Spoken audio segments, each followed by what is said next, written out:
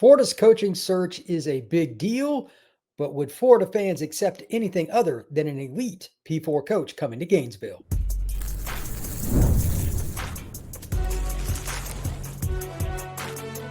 You are Locked On College Crossover, part of the Locked On Podcast Network. Your team every day. This crossover edition of Locked On the Portal and Locked On Gators. I'm your host, Brian Smith, longtime college football recruiting analyst. I will be joined by Brandon Olsen momentarily. We're going to discuss the transfer portal and recruiting with UF. It's been surprising, but since Billy Napier's departure from Gainesville, it's been pretty quiet. Is that going to continue? And if it does, why? But of course, the number one thing to discuss, who are the top candidates and which guys not only could end up in Florida, but the timing of it. There's a lot of things that go on with it that if it doesn't work right, your roster and again, recruiting could be impacted. We're going to discuss all that today on this Locked On crossover. Today's show is brought to you by our friends at Game Time. Download the Game Time app, create an account, and use code Locked On College for $20 off your first ticket purchase. It is a great app. All right, let's get Mr. Brandon Olsen, Locked On Gators host, on the show. Brandon, I'm guessing that it is never a dull moment in your life right now, being the host of Locked On Gators. With Billy's departure, I actually thought it would be a little more emergency pod kind of stuff. To my knowledge, nobody's hit the portal, at least not publicly. I'm sure there's a few that are thinking about it. Have they had a decommitment? Nope. Which it's very interesting because That's what I thought national media felt like making it a big point. LSU fired Brian Kelly last Sunday. And on Tuesday, national media on 3, they just came out and they were like, it's incredible. LSU hasn't had a decommit yet. Neither's Florida, but they didn't want to give Florida the pat on the back there. But it's okay. It's okay. That is. You guys do whatever you want to do. LSU super impressive. Good job, buddy. Yeah, it's part of the world, man. Everybody's got bias and favorites, so it is what it is. At the same time, we all know that Lane Kiffin's top of the board. There's discussion about Eli Drinkwitz I want to get to, and somebody you and I discussed prior to the show, Alex Golesh. I think he's a very impressive coach. But my theme today is based on Golesh. If they didn't get Kiffin or Drinkwitz or fill in the blank with an elite P4 coach, would Florida fans melt if they had to go the G6 route again? I mean, Billy, for those who don't remember, Billy was Louisiana Lafayette. Was very successful. He was the top G5 coach at that time, now G6. What do you think? Would Florida fans just have a meltdown? Because they're known to do that a lot. Oh, yeah. Yep. No doubt in my mind. Yep. No doubt in my mind. If Alex Golesh, which again, I've been very open about this. I think if you go the G5 route, it should be Alex Golesh. I think he's got the best G5 resume. In terms of, like 3 years of head coaching experience is not ideal. No one wants that. But he's got SEC coordinator ties, state of Florida ties, offensive mind, which I think a lot of Florida Gators fans want all 3 of those things if you can get that. Some head coach experience isn't ideal, of course, but again, having at least some of it is good. I think that Alex Golesh is the top G5 candidate if it's there, but I do think that if you get to the G5 route, well, you've whiffed on quite a few names at that point.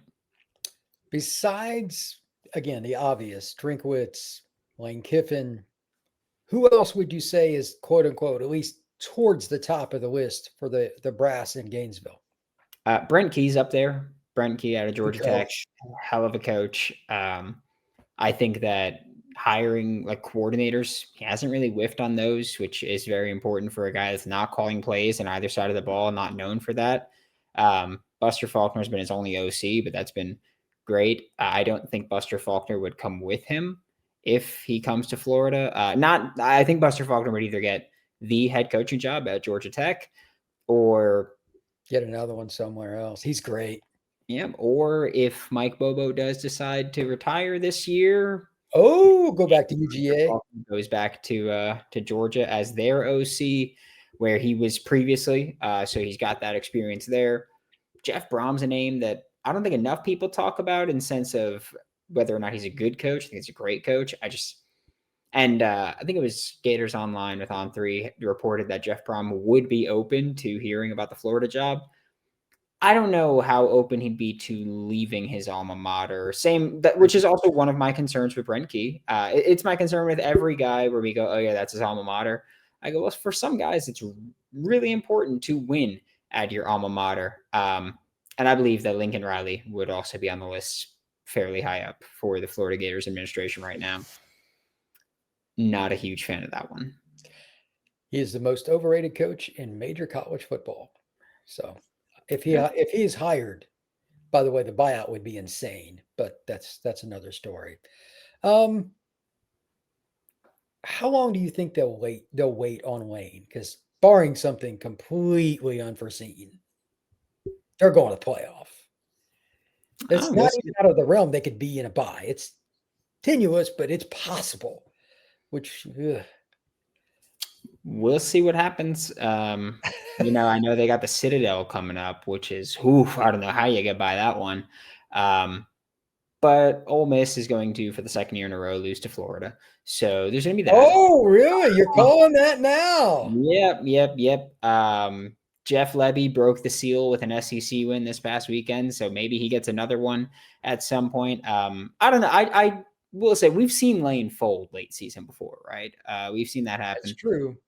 I think that Florida would wait patiently for Lane for a little bit, but I also do think that he might want to make a decision before they get into the actual college football playoff. And so I know that everybody goes, oh, well, what if they make this run and Lane wants to stay there while they're going on this run and then you miss out. I feel like Lane Kiffin would probably make a decision before the college football playoff. Get that out, get that drama out, get all that nonsense out. He's already had to address his team about the rumors about the Florida contract offer. And so I do think that Lane would probably make a decision before the college football playoff. So maybe not need to wait that long. Because again, like people say, well, what if they make the playoff? Would you wait for him in the playoff? I don't think he'd wait that long. I think he would have a decision and he would announce it by then. My question is, would the people in Oxford, if let's say Lane decided he wanted the UF job, just for sake of argument, if he let them know, would they allow him to coach Ole Miss? That gets into that really awkward point because this is the timing of the playoff. Yeah. This is not a Florida problem. This is everybody in college football problem, even for coaches that are assistants or coordinators. Everybody wants to coach the playoff. I mean, I would. So I wouldn't blame Lane if he wanted to go to UF, but at the same time, he's still human. You'd want to try to represent Ole Miss. That could be very awkward. So we'll talk more about that on the other side. But this is a very interesting discussion. Will Kiffin end up sticking with Ole Miss? That is next here on this crossover edition of the Portal and Gators. Today's show is brought to you by our friends over at FanDuel. The NBA is back, and there's no better place to get in the action than FanDuel, the official sports betting partner of the NBA. Even if you miss the start of the game or want to ride out the hot hand, FanDuel has live bets on everything for who will score next to fourth quarter comebacks.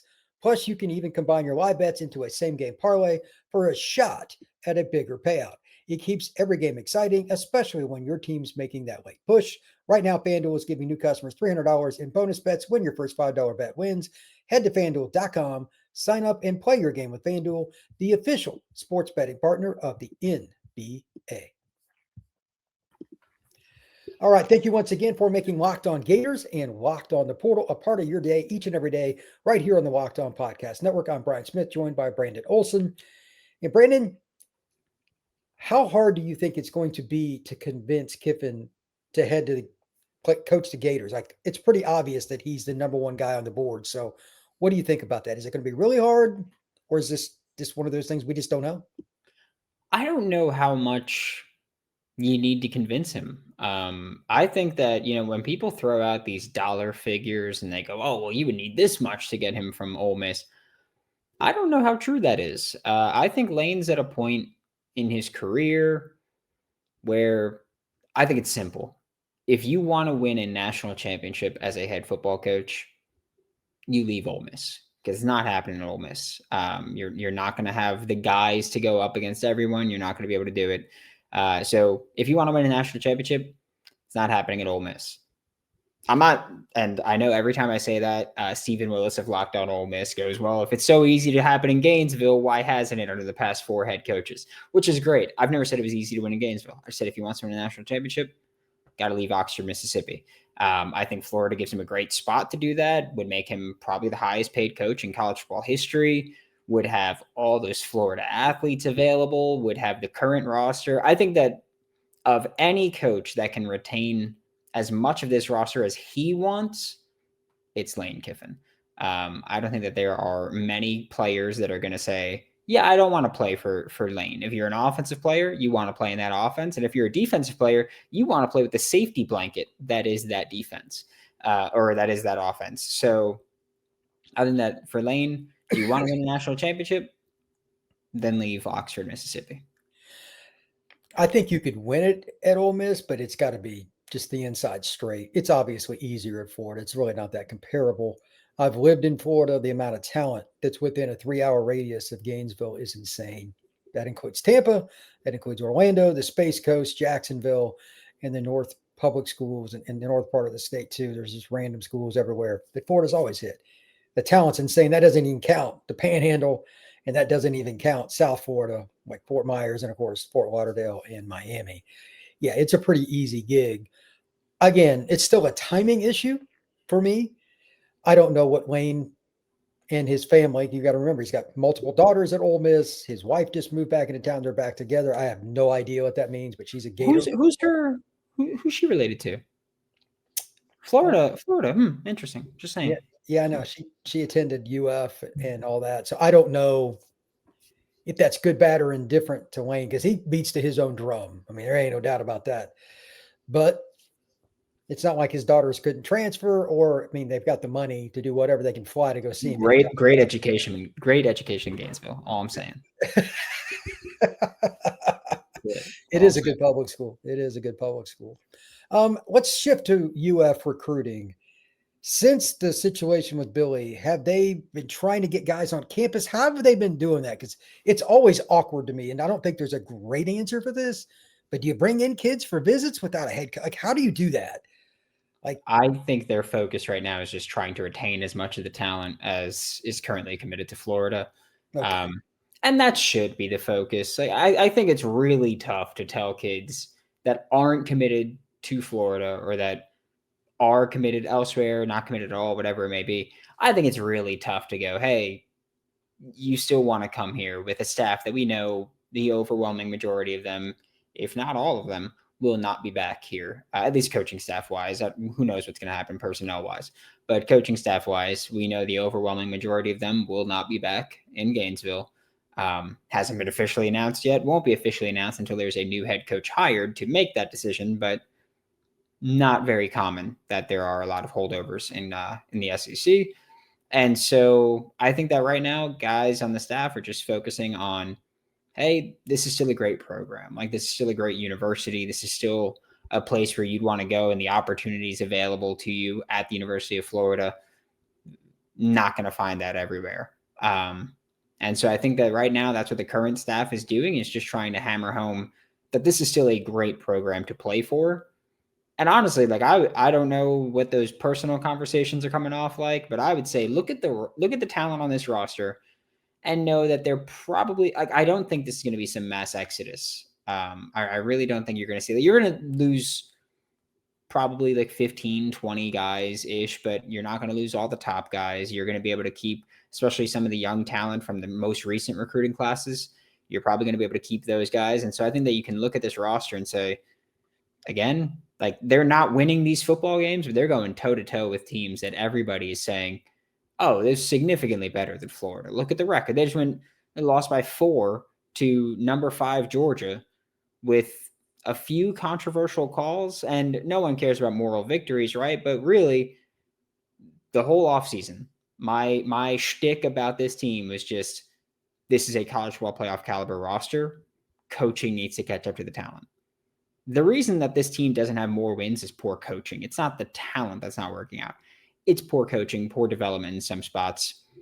that's what it is. You're going to have a new staff here, a ton of the talent coming back again, from what I think is going to happen. I do think that with the world of NIL, and you talk about the transfer portal, decommits, all that, I do think the world of NIL, for all the bad things it's brought, I do think that one of the good things is guys can be paid to stay.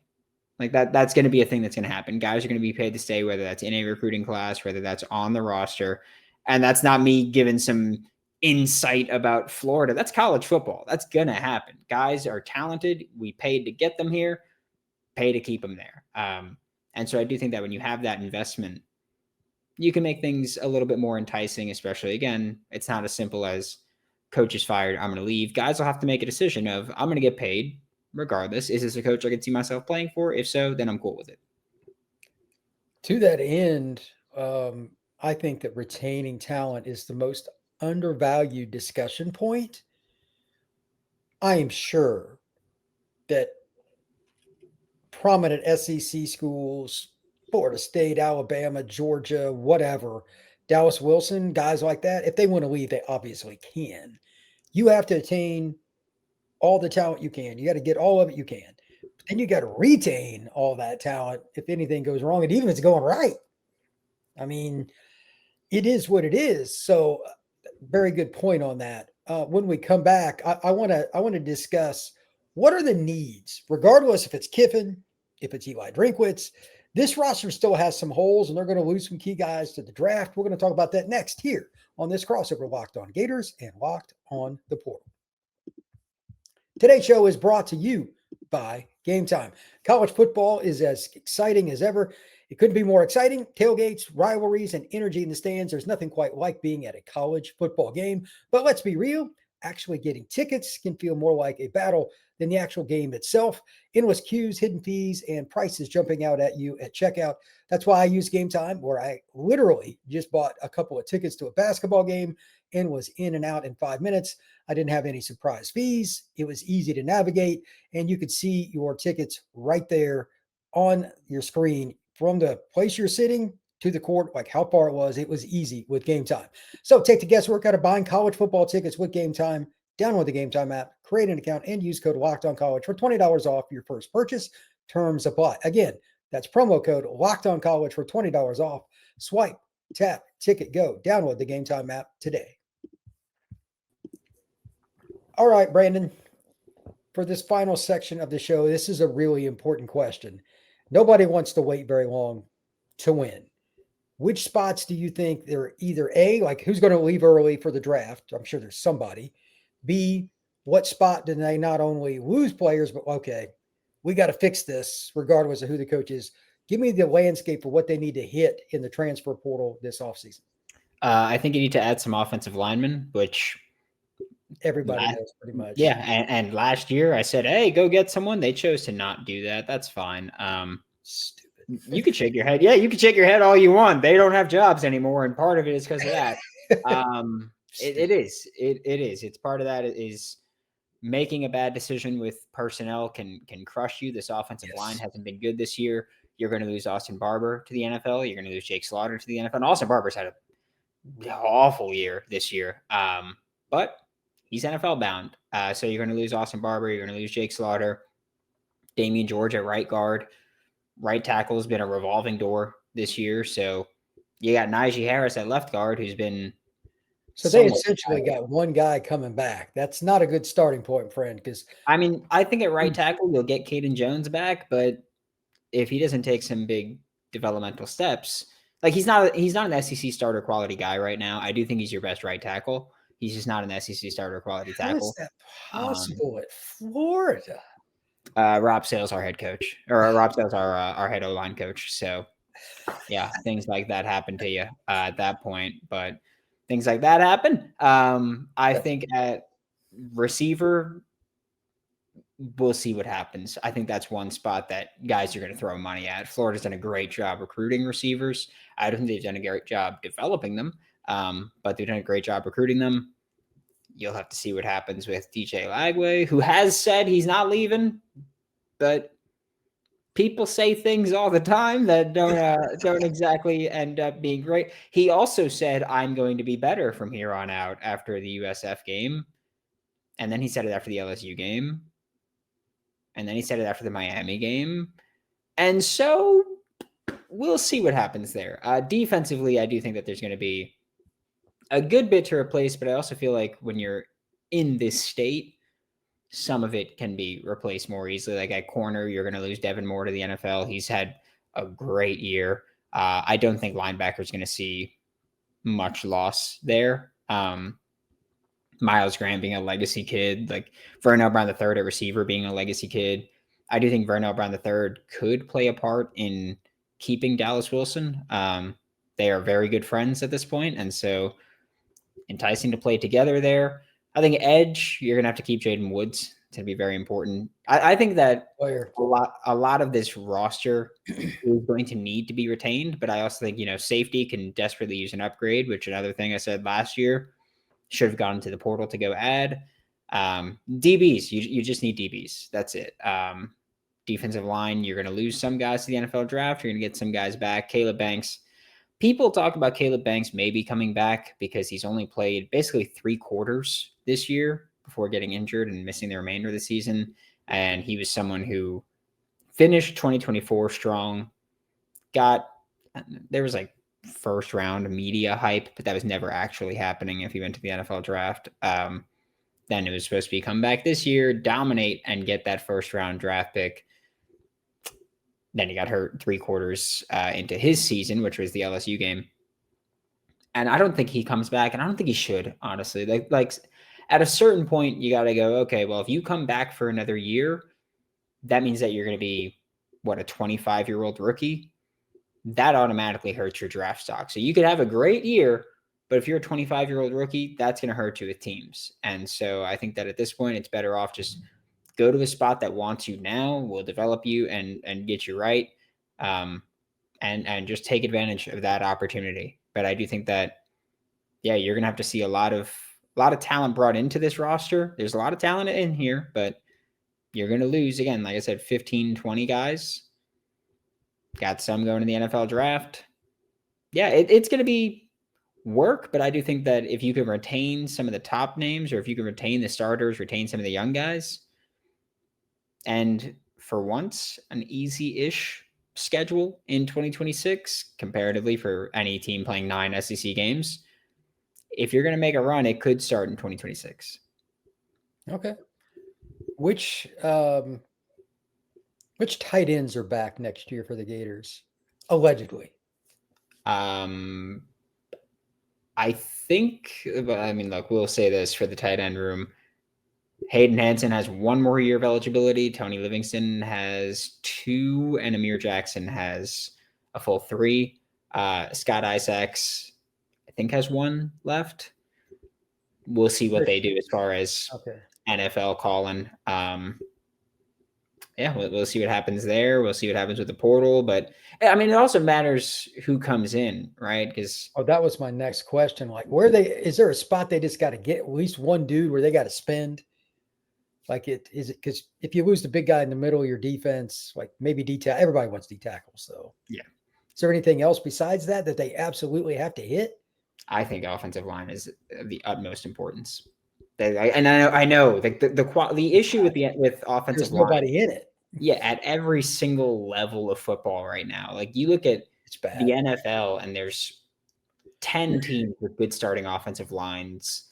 And then everybody's like, all right, this guy hasn't played football in a year, but he's 6'7", 320. Let's get him and see if he could work as a depth guy. Like, there's no development on the offensive line right now. It's awful. And part of that is the shift of guys that big have started going, hey, maybe I'll just play defense and I'll just wreak havoc on weak offensive lines. And guys being giants, being able to play other positions. It sucks. But offensive line is the thing you need to add. And I think secondary, you need to add just talent somewhere. I think you're going to lose a bit. Okay.